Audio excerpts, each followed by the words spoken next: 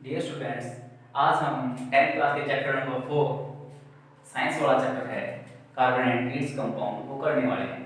इसमें सब कुछ चलेगा, वो किसके ऊपर चलेगा? कार्बन के ऊपर। किसके ऊपर? कार्बन के ऊपर। ये कार्बन आपने मॉडर्न पीरियड टेबल पढ़ी होगी, आधुनिक आवर्त जो बोलते हैं हिंदी में, वही जिसमें क्या था? Hydrogen, helium, lithium, beryllium, boron और कार्बन। हम यहाँ तक ही पढ़ेंगे, उससे आगे पढ़ना वो कोई और चैप्टर में पढ़ेंगे जब काम होगा। देखो इसका नंबर, अब एटॉमिक नंबर की बात करते हैं। इसका नंबर कौन सा आता है? परमाणु क्रमांक बोलते हैं हिंदी में, और इंग्लिश में एटॉमिक नंबर बोलते हैं। जैसे 1 2 3 4 5 6। अब इसकी कक्षों के बारे में जिक्र करें, यानी कि सेल के बारे में। सेल आपने 9th क्लास में पढ़ रखा होगा कि LMN।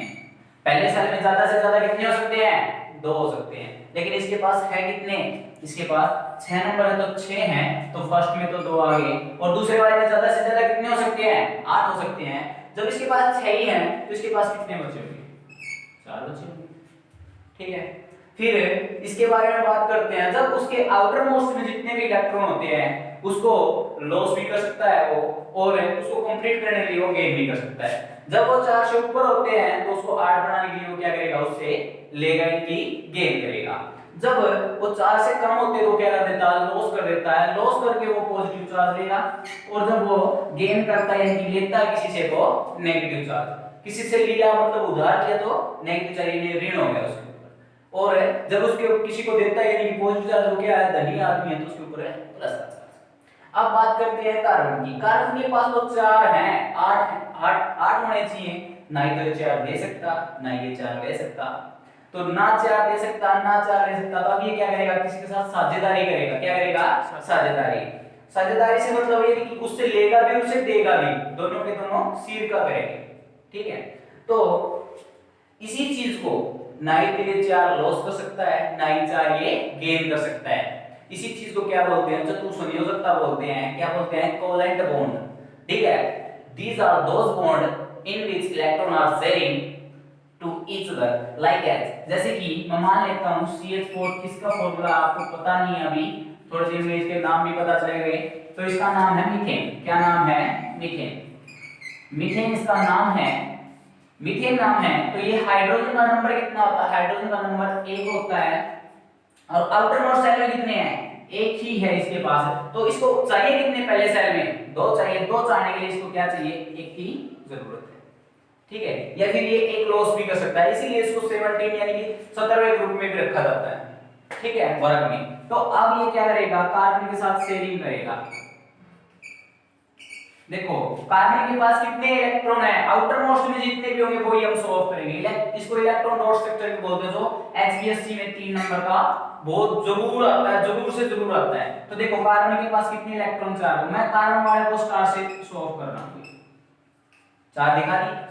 हाइड्रोजन के पास कितने हैं? 1 है, मैं इसको डॉट से दिखा रहा हूं। हाइड्रोजन का, हाइड्रोजन का, हाइड्रोजन का।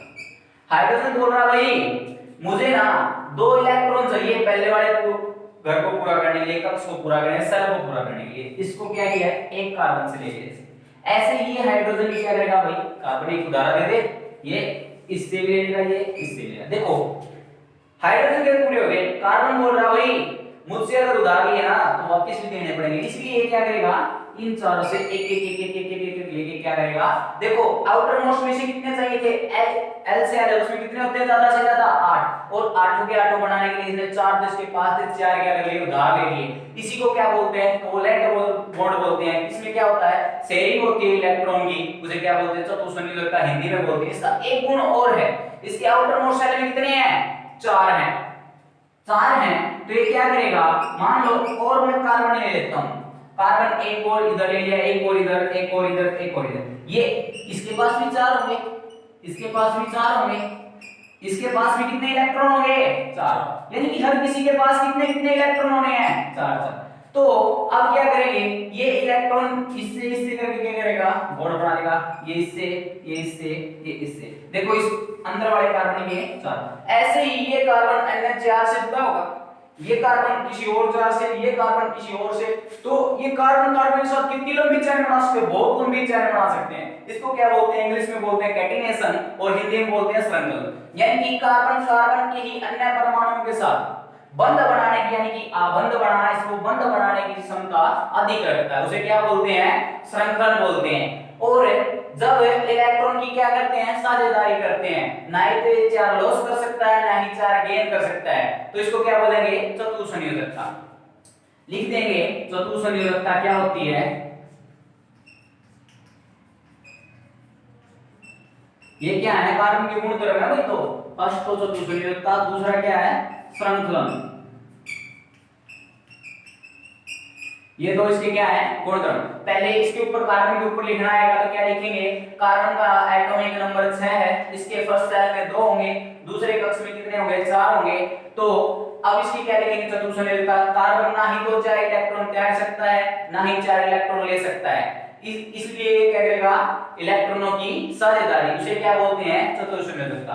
कार्बन कार्बन के ही अन्य परमाणुओं के साथ बंध बनाने की एक अद्भुत क्षमता रखता है, उसे क्या कहेंगे, श्रृंखलन। ये क्या है, कार्बन के बारे में। अब पढ़ेंगे इसके अपरूप, क्या पढ़ेंगे, इसके अपरूप। अपरूप क्या होते हैं, आप लोगों ने एक बात सुनी है कि कोई भी आदमी है उसके हमशक्ल 7 होते हैं। कितने हमशक्ल होते हैं, 7 होते हैं। वैसे ही कार्बन के भी हमशक्ल होते हैं, क्या होते हैं, हमशक्ल होते हैं।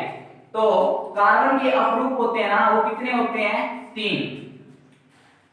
जिसकी अपरूप बोलेंगे कैसे, देखो आप लोगों को देखा होगा, इस लोगों में तो ये होता है कि बाहर से तो एक जैसे दिखाई देते हैं, लेकिन अंदर से अच्छे नहीं होते, एक जैसे नहीं होते, कोई अच्छा है कोई बुरा है। तो लेकिन कार्बन के अंदर क्या होता है, कार्बन के अंदर ये होता है कि उनके अंदर जो चीज है ना वो तो सेम है, लेकिन बाहर से सारे सारे अलग अलग है। क्या है, थोड़ा अलग अलग। जैसे कि यानी कि बाहर से आप फिजिकल देने जाते हो तो वो बाहर बाहर का होता है फिजिकल, और केमिकल जो होता है वो अंदर का होता है। जो भौतिक तौर पर एक जैसे अलग अलग होते हैं, लेकिन केमिकल यानी कि रासायनिक तौर पर क्या होते हैं, एक जैसे, उसे क्या कहते हैं, अपरूप। एक से अधिक रूपों में पाया जाना, और जिनकी रासायनिक दृष्टि से तो समान हो लेकिन भौतिक दृष्टि से क्या हो, भिन्न भिन्न हो, तो इसके लिए क्या क्या बोलेंगे, अपरूप बोलेंगे। क्या बोलेंगे, अपरूप। या फिर अपरूपता डिफाइन करना है आप लोगों को, अपरूपता ये क्या होती है, जिसमें भौतिक जो क्रिया है वो तो अलग अलग हो, लेकिन रासायनिक दृष्टि से क्या होने चाहिए, एक जैसे होने चाहिए। तो कार्बन के कितने अपरूप होते हैं, 3 होते हैं। एक तो होता है हीरा, क्या होता है, हीरा। एक होता है नंबर 2 पे ग्रेफाइट। नंबर 3 पे क्या होता है भाई, फ्लोरीन। क्या होता है, फ्लोरीन। अब आप लोग पढ़िएगा हीरा क्या है, ग्रेफाइट क्या है, फ्लोरीन क्या है। आप लोगों ने ग्रेफाइट को बहुत अच्छी तरह से देखा है, हीरा आपने फिल्मों में देखा है, हीरा क्या है क्या नहीं है, एक आपने पढ़ा हुआ धातु है। तो अब मैं आप लोगों को इस बारे में थोड़ा बताऊंगा। देखो ये चीज तो आप लोगों को याद करनी पड़ेगी, क्योंकि नॉर्मल बातें होती है, इसका अपवर्तनांक क्या होता है, ये क्या है वो क्या है। अपवर्तनांक जैसे कि इसके अंदर कोई लाइट इंटर कर गई तो उसको क्या होगा, लाइट इंटर होती है, कभी यहाँ पे लगी तो कहीं वहां पे कहीं वहां पे, तो इसका जो अंदर वो जो लाइट चलती है ना उसको उसका अपवर्तनांक बोलते हैं। तो उसी तरह मैं हीरे के बारे में कुछ बता रहा हूँ आप लोगों को। हीरा जो होता है ना, कार्बन के ही अन्य कंपाउंड के साथ क्या बनाएगा, कार्बन कितने आबंध बनाता है, 4 बनाता है। ये कार्बन है अन्य 4 से आबंध बनाएगा, ये कार्बन और किसी 4 से। तो ये जो है ना इसकी स्ट्रक्चर चलती रहती है, क्या करती रहती है, चलती रहती है ऐसे। तो कोई इलेक्ट्रॉन फ्री दिखाई दे रहा आपको, कोई इलेक्ट्रॉन फ्री दिखाई दे रहा क्या, कोई फ्री होता तो देखो ये इलेक्ट्रॉन इसका था, इसके साथ जुड़ गया, ये इलेक्ट्रॉन इसका था, ये इसके साथ जुड़ गया, ये इलेक्ट्रॉन इसका था, ये इसके साथ जुड़ गया, कोई इलेक्ट्रॉन इसका फ्री नहीं। अगर इलेक्ट्रॉन जिस चीज का फ्री नहीं तो समझो वो लाइट पास करता ही नहीं। क्या नहीं करता, लाइट पास करता ही नहीं।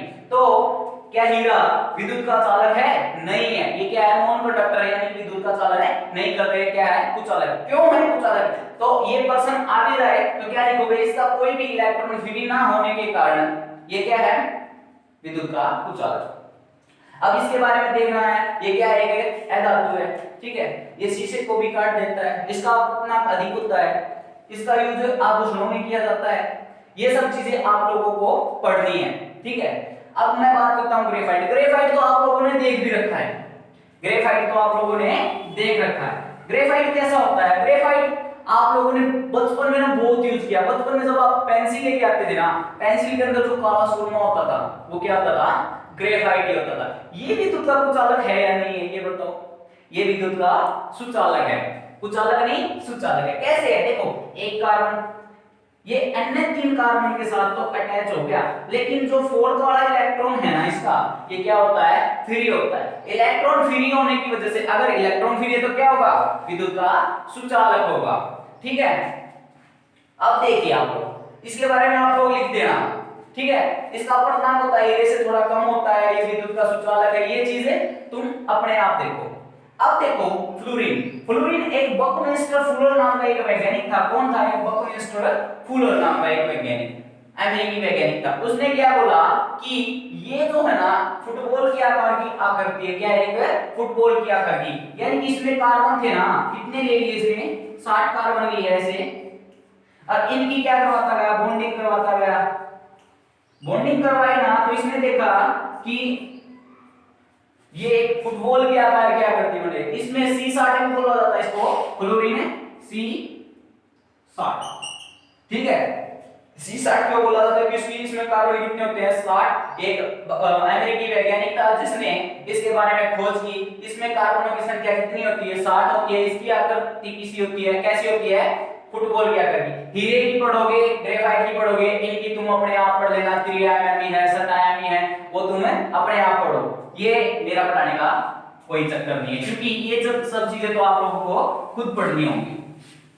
अब बात देखो एल्केन, एल्कीन, एल्काइन की। ये एल्केन क्या है? एल्कीन क्या है? Alkene, alkene,